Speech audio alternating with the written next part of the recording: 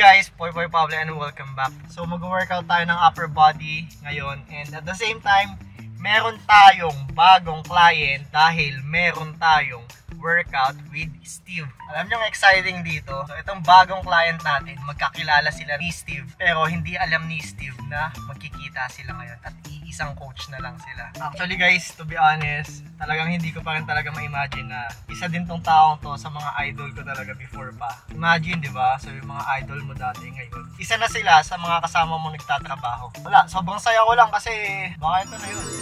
Ito magiging transformation na itong bagong client natin is magiging matindi. Isipin mo, chef siya, mahilig siya magluto, vlogger siya, sikat na vlogger siya, and sobrang iba yung lifestyle niya. So, for now talaga yung naging starting point namin is nasa obese siya. Mag-work kami pareho. Kumaga, kinuha niya ako as a coach para tulungan siya para sa magiging fitness journey. Napaka-exciting lang. Every time na mamimit ko tong mga taong to, parang hindi ko ma-express yung emotion ko kasi sobrang saya ko. Kasi meron kang matututunan sa kanila at the same time, makakapag-share ka sa kanila. So, sana subaybayan nyo yung journey ng bagong client natin na to. May inspire kayo dito sa taong to dahil talagang nararamdaman ko na buong buo ang loob nitong taong to. Kaya, workout muna tayo.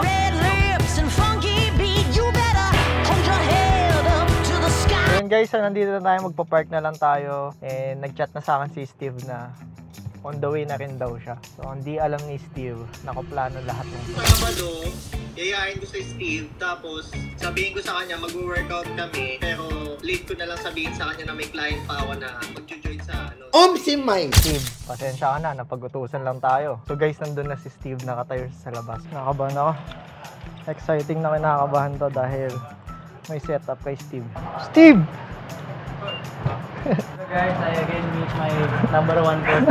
Tingin ko lang magiging magka-vibes kayo na tong bago kong client. Foreigner siya eh. Bagong client mo lang. Tiga dito lang din. Mag-ano ba si Dudut? Nag-workout na siya? Dahil sa akin, nag-ano na siya, kumuha na rin siya lang last week.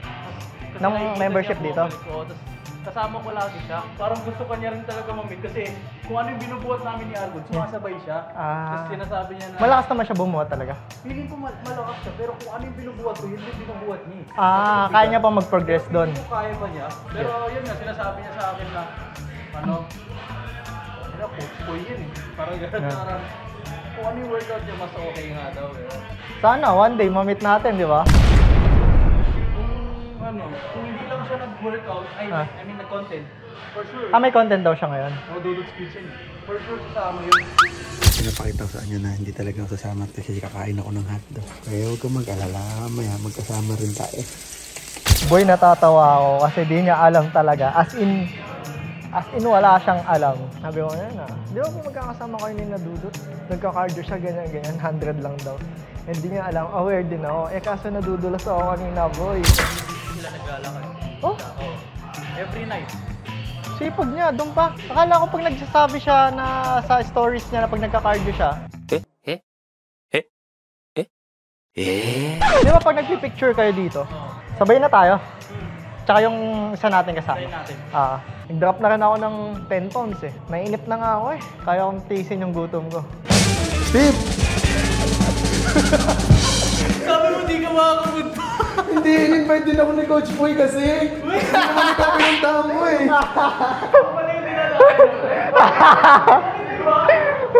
Hindi, parang may dahilan din ako puntahan ka. Pero pupunta talaga, hindi ko yung coach ko. Coach ko to eh. Bakit ikaw na ba pwede? Ako ang nauna. Ikaw ang nauna. Ako ang nagwagi. Ano to? Di mo get? Yung unang anak mo dito sa payaman. Nadudulas na nga ako kanina eh. Kaso pinipigilan ko eh. Tigil na. Wait, naman naman yung baon. Kumain naman ako ng chicken. Ay, coach, ito pala. Pakita ko sa iyo post-workout meal list. Kung after niya mag-workout ng tinuturo mo sa kanya, ito kailangan niya, coach. Ito lagi. Ito lagi. Ito chicken breast to. Ewan ko sa'yo, yun yung post-workout meal mo. Sabi mo, daling ko eh, baka malimutan mo. Pre, hindi naman ito yung kinakain ko, pre. At silog. Huwag nyo kainin ito. At silog. Kasi hindi ito ang dapat kainin. Hindi, yung kinakain mo, sabi mo, may coach naman to, iniskalo sa ano. Coach! Team kami kagabi. Sinabi mo na sa kanila na ako yung coach mo. Hindi pa coach, walang ka-idea yung mga yan. Kunyari, wala kang alam sa ginagawa nila. Kunyari, walang alam. Tuloy, ang ginagawa ko, coach, yung program nila. Hindi yung program ko. Pero gagaling ng mga bata mo, talagang parang ikaw magturo. Kailan mo ba plano i-reveal? Eto na coach, malapit na. Kung kailan ka nandito sa Manila. Paano yung gagawin natin yung plano? Matagal na namin ang pag-usapan. Alam mo lang yun eh. O baka pag yung cellphone ito mag-isa. Kasi pag Hindi, may shit siya. pag sumisiyar ako, nililista ko yung timbang. Hindi kasi pag kami, nilalabas ko na yung cellphone ko. Shit, no, ito yung gagawin muna natin, pre. Galing talaga magturo ni Steve coach. Kala mo talaga. Patient, no? Pinangayos pa yung form ko. Oo. Nahintay mo lang yung reveal ko sa'yo. Tira mo, tatry ko rin kita. Surprise. Hello, TV. Nung first time natin dalawa, no? Nagbuhat tayo. Tapos yung kay Argon, inassist ko lang sila. Kanya ka lang kami ni Argon. Tapos ngayon, buhat tayo. Ay, puta. Ah. Sabayan tayo ni Ghost. Parang problema. Oh, Kaya ko masabayan si Ghost. ayo, ang sasabay sa akin. Yan!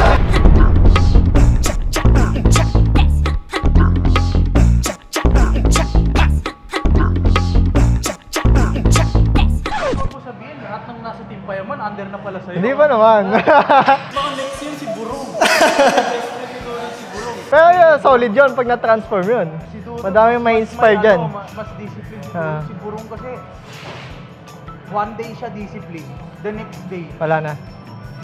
mas ano eh, pag may mga ibang bagay, hindi niya maisingit yung gym. Although, he excels in whatever he's doing. Ah. Ito, kailangan ko gawin to. Pero si Dudut, talagang hindi niya i-skip talaga, ganun. Eh, baka the next time magkita tayo, meron tayong isang kasama ulit. Wala eh, napag-utusan lang ako eh. Pasensya ka na. Huwag mo hayaan mag-ground yung likod mo pagka-push mo. Hayaan mo naka-chest up ka pa rin. Para mas makontract mo to. Yan ang buhay yun. Last one. Isa pa, Dut. Let's go. Up. Okay, good. We help each other, my friend. No, you help me. Ah, You help dito, me. no? I hate you.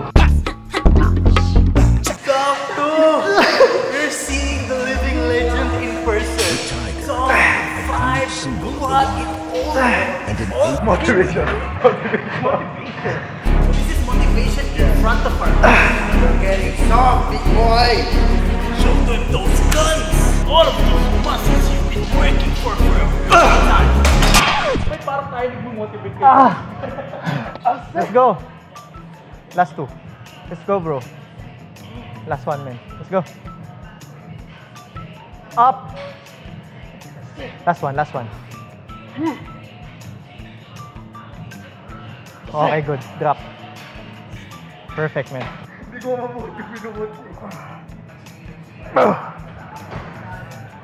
Sige. Try. Ano bang weight mo dyan? Oh, wait ko dyan, ano lang, 33. O, 40 tayo. I'm sure mas malakas ka ngayon. Hanggang dito lang. Sige. Yan. Dyan lang. Chest up ka pa ng konti. Good. Maganda pag naglinto si Dut eh. 5 6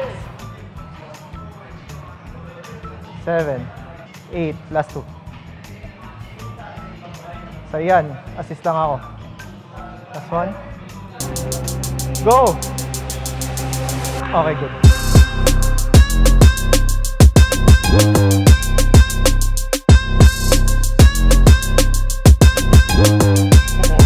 Nasa pa na stage ko nga rin. Parang last 10 agad yung confidence. Oo, di ba? Kahit sakto lang yung condition. Okay lang, pangit sila eh. Gago! Sabi nung isa ko nanonood, gago dapat sa Mr. Pogi ka sumali. 4 2 good 3 5 6 last 2 7 last 1. Adik talaga ako sa kalis dati. Kasi parang gusto kong i-promote nung time. Kasi parang kaming pinakaunang lumakas na calisthenics nung panahon eh. Yung community doon, halos, kumbaga kulang pa sila sa boom. Ganun. Pero pag may isa talagang papasok dyan, tapos Feeling ko pag merong isang athlete na nag-compete sa ibang bansa, na nag-boom talaga. Nag-start kami 2015 eh. Ilan lang kami bilang. feeling ko yan talaga, medyo strength ng nagalis na yun. Oo. Kasi isipin mo, monkey bar lang eh. Dati kami. Isipin mo, taga-tagig ako dati. Yung may maayos na pull-up bar na pwede kang mag-360, gano'n. QC Circle pa. So, dadayo pa ako. Gastos ka talaga. Kukommute pa ako papunta dun. Sabi mo sa'yo, challenge sa'yo, mag-isip ng content. Ako naman, i-motivate yung sarili ko pumunta sa gym. Totoo, kahit napapagod din ako eh. Hindi naman everyday motivated. Sabi nga, parang yung mga sabi ng mga taong sobrang sanay na sa ginagawa nila. Ngalan niyo ba gusto ko itong ginagawa? Oo, di ba? Hindi. Ayoko na rin. Gusto ko lang gawin agad para tapos na. Oo. Parang to get this over with lang. Yun yung nagiging routine. Minsan kasi nawawala na talaga yung motivation. Kasi nawawala naman talaga yun. Oo, di naman consistent na nandyan yan. Demotivate ka talaga yun. Pero kung tayong yung fact na gusto mo lang tapusin kasi ito yung pinakamahirap na parte ng araw ko. Tapusin mo na para Tapusin ko chill na, no?